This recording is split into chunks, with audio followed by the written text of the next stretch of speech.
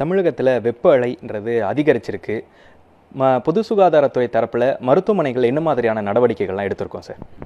So முதல்ல பொதுமக்களுக்கு இதுக்கு உண்டான விழிப்புணர்வை சொல்லியிருக்கோம். பேசிக்காக, அதாவது முடிஞ்ச அளவுக்கு வெளியில் போக வேண்டாம், இன்டோர்லேயே இருங்க. அப்படி தேவைப்பட்டு நீங்கள் வெளியே போகும்போது முடிஞ்ச அளவுக்கு காலையிலேயே முடிச்சிருங்க. மதியம் 12 மணிக்கு மேலேயோ இல்லை 3-4 மணி வரைக்கும் வெளியே போகிறத குறைச்சிக்கோங்க. பொதுமக்களில் முதியோர்களும் குழந்தைகளும் அதிகமாக பாதிக்கப்படைய வாய்ப்பு இருக்கிறதால அவங்கள கொஞ்சம் கேர்ஃபுல்லாக பார்த்துக்குங்க. தண்ணி குடிச்சிக்கிட்டே இருங்க. உங்களுக்கு தாகம் இல்லைன்னாலும் தாராளமாக தண்ணி எடுத்துக்கிட்டே இருக்கலாம். அது இல்லாமல் இந்த சீசனில் அவைலபிளாக இருக்கக்கூடிய பழங்களை தாராளமாக எடுத்துக்கலாம். ஸோ இது ஒரு காமன் இன்ஸ்ட்ரக்ஷன்ஸ் தொடர்ந்து கொடுத்துட்ருக்கோம். வெளியே போகும்போது தொப்பியோ இல்லை கொடையோ அவசியம் எடுத்துகிட்டு போகணும். அதே மாதிரி தண்ணி எடுத்துக்கிட்டு போகணும். ஸோ மருத்துவமனைகளை பொறுத்த வரைக்கும் இதுக்கு உண்டான முதல்ல ஒரு ஓரியன்டேஷன் அனைத்து மருத்துவர்களுக்கும் சொல்லியிருக்கோம். அது எப்படி இந்த மாதிரி சைன்ஸ் அண்ட் சிம்டம்ஸை நம்ம ரெகனைஸ் பண்ணணும், அதுக்கு என்ன மேனேஜ்மெண்ட் பண்ணணும் அப்படிங்கிறது. ஸோ பொதுவாக தலைவலி, மயக்கம், இல்லை வாமிட் வர்றது, கை காலில் ஒரு பிடிப்பு, ஸோ அந்த கிராம்ப்ஸ்ன்னு சொல்லுவோம். ஸோ இதெல்லாம் இருந்ததுன்னா இந்த ஹீட் வேவ்ஸுக்கான ஒரு சிம்டம்ஸு. ஸோ மெயினாக நமக்கு இது தேவை அந்த ஓஆர்எஸ் அப்படிங்கிற இந்த சொல்யூஷன் தான். இது போதுமான அளவுக்கு எல்லா மருத்துவமனைகளிலும் ஆரம்ப சுகாதாரங்களையும் ஸ்டாக் பண்ணியிருக்கோம். அது இல்லாமல் இந்த ஓஆர்எஸை கலக்கி பொதுமக்கள் பயன்படுத்துகிற மாதிரி என்ட்ரன்ஸ்லேயே வைக்க சொல்லியிருக்கோம்.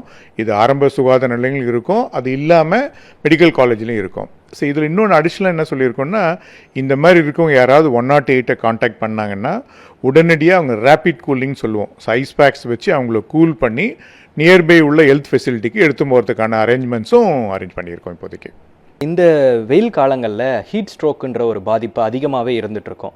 ஹீட் ஸ்ட்ரோக்னா என்ன சார்? அதுக்கான முன்னெச்சரிக்கையாக அறிந்து கொள்வதற்கு பொதுமக்களுக்கு என்ன மாதிரி அறிவுறுத்தல் நமக்கு? ஸோ இப்போ வெயிலில் பொதுமக்கள் தொடர்ந்தியாக எக்ஸ்போஸ் ஆகும்போது அவங்க உடம்புல உள்ள அந்த நீர் சத்து வெளியேறிடும். ஸோ இதனால் அந்த சால்ட்டும் வெளியேறிடும். ஸோ இதனால் தான் நம்ம என்ன சொல்லுவோம், அந்த ஹீட் எக்ஸாஷன் வரும். ஒரு சிவியர் ஸ்டேட் போகும்போது தான் ஹீட் ஸ்ட்ரோக் அப்படின்றதும். இது மெயினாக என்னென்னா, அந்த நீர் சத்தும் அந்த உப்பு சத்தும் தொடர்ந்து லாஸ் ஆகிறதால வர்றது தான். இது ஒவ்வொரு ஆர்கனையும் அஃபெக்ட் பண்ண வாய்ப்பு இருக்குது. இதனோட சிம்டம்ஸ் எல்லையராக தெரியும் போதே பொதுமக்கள் உஷாராயிடணும். அதாவது தலைவலி, மயக்கம், வாமிட் வர்றது, இது இருந்தாவே ஹீட் ஸ்ட்ரோக் வருதுன்னு அர்த்தம். நாமளும் இந்த மாதிரி நேரத்தில் வெயிலில் போகிறத குறைச்சிக்கணும். அப்படி வெளியில் போக வேண்டிய அவசியம் இருந்தாலும் எர்லியராக போயிடணும். இல்லை ஒரு குறிப்பிட்ட கால இடைவெளியில் நிழலுக்கு கண்டிப்பாக வந்தாகணும். இந்த மருத்துவத்துறையில் களப்பணியாளர்கள் நிறைய பேர் இருப்பாங்க. அவர்களுக்கெல்லாம் நம்ம என்ன மாதிரியான அறிவுறுத்தல் கொடுக்குறோம்? அதே போல் வெளியில் செல்லக்கூடிய அந்த மருத்துவ பணியாளர்கள் இந்த வேக்சினேஷன்ஸ் இது போன்ற அந்த மருந்துகள் எல்லாம் எடுத்துகிட்டு போகக்கூடிய ஒரு நிலை இருக்கும்.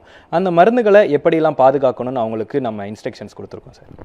ஸோ பொதுவாகவே இந்த அவுட்டோரில் ஒர்க் பண்ணக்கூடிய நீங்கள் சொல்கிற களப்பணியாளர்களுக்கு ஒரு கூடுதல் ரிஸ்க் இருக்குது. ஸோ சுகாதார பணியாளர்களை பொறுத்த வரைக்கும் என்னென்னா, பர்டிகுலராக வேக்சினேஷனுக்கு சீக்கிரமாகவே எர்லியராகவே ஸ்டார்ட் பண்ணி 11 மணிக்குள்ளே அவங்க ஏரியாவை கவர் பண்ணிவிட்டு இன்ஸ்டியூஷனுக்கு வர்றதுக்கான அறிவுரைகள் கொடுத்துருக்கோம். ஸோ இதனால் வேக்சினோட பொட்டன்சியும் மெயின்டைன் பண்ணோம், சுகாதாரத்துறை சார்ந்த அலுவலர்களும் எந்த பிரச்சனையும் இல்லாமல் இருக்கும். இதே அறிவுரைகள் தான் எக்ஸ்டர்னல் அவுட்டோர் என்வரான்மெண்ட்டில் ஒர்க் பண்ணக்கூடிய எல்லாருக்குமே, அது கட்டிட தொழிலாளிகளாகட்டும், இல்லை சில ஃபேக்ட்ரிஸில் ஹீட் ஜெனரேஷன் இருக்கிறதுலாகட்டும், நம்ம சர்வீஸ் டெலிவரி பண்ணக்கூடிய நபர்களாகட்டும், இவங்க எல்லாருமே இதை முடிஞ்ச அளவுக்கு குறைக்கணும். தேவைப்படும் போது ஒரு குறிப்பிட்ட கால இடைவெளியில் ஷேடுக்கு போகணும், ரெஸ்ட் எடுத்துக்கணும். இந்த ஹீட் ஸ்ட்ரோக் அதே போல் இந்த வெப்ப அலை இது போன்ற பாதிப்புகளால் ஏதேனும் மருத்துவமனைகள் அனுமதிக்கப்பட்டிருக்கக்கூடிய எண்ணிக்கை இருக்கா? உயிரிழப்புகள் ஏதேனும் இருந்திருக்கா சார்? ஸோ பொதுமக்கள் இதுவரையும் நம்மளோட அட்வைசரியை கரெக்டாக ஃபாலோ பண்ணுறதாலையும், உங்களை மாதிரி மீடியா கரெக்டான மெசேஜ் கொடுக்குறதாலையும் இதுவரையும் எந்தவித இழப்புகளும் இல்லை. ஸோ இது கண்டிப்பாக தொடர்ன்ற நம்பிக்கை இருக்குது.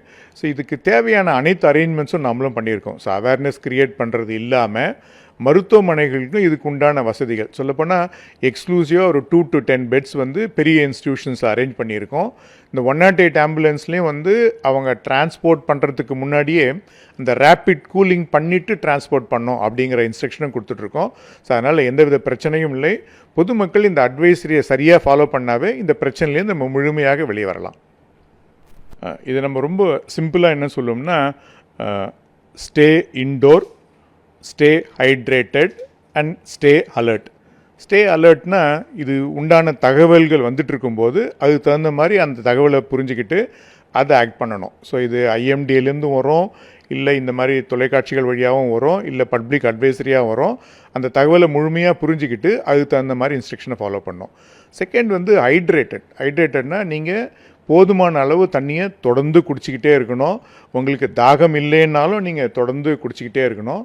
அது இல்லாமல் இதுக்கான அந்த ஓஆர்எஸ் ஏற்கனவே சொன்ன மாதிரி அனைத்து ஆரம்ப சுகாதார நிலையங்கள் மருத்துவமனைகளில் இருக்குது.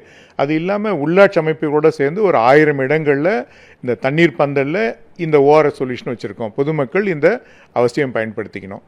அது இல்லாமல் இந்த மாதிரி சிம்டம்ஸ், ஒரு மைல்டாக சிம்டம்ஸ் இருக்கும்போதே வெளியே போகிறத குறைச்சிக்கணும். முடிஞ்ச அளவுக்கு இன்டோர் இருக்கணுன்னாலும், அப்படி அவசியம் ஏற்பட்டாலும் இந்த மாதிரி சிம்டம்ஸ் இருந்தாலும் வெளியே போகும்போது தயவுசெய்து தலைக்கு தொப்பியோ இல்லை கொடையோ எடுத்துப்போங்க. வெளிர் நிற ஆடைகள் அணிஞ்சிக்கங்க, லூஸான ஆடைகள். வாட்டர் பாட்டில் அவசியம் எடுத்துக்கிட்டு போங்க. இந்த மாதிரி சிம்டம்ஸ் மெயினாக தலைவலி, மயக்கம், வாமிட் வர்றது, ஈட் கிராம்ஸ் இது மாதிரி இருந்ததுன்னா உடனுக்குடன் 108 காண்டாக்ட் பண்ணுங்கள். அருகிலுள்ள மருத்துவ நிலையங்களை தயவுசெய்து அணுகுங்கள்.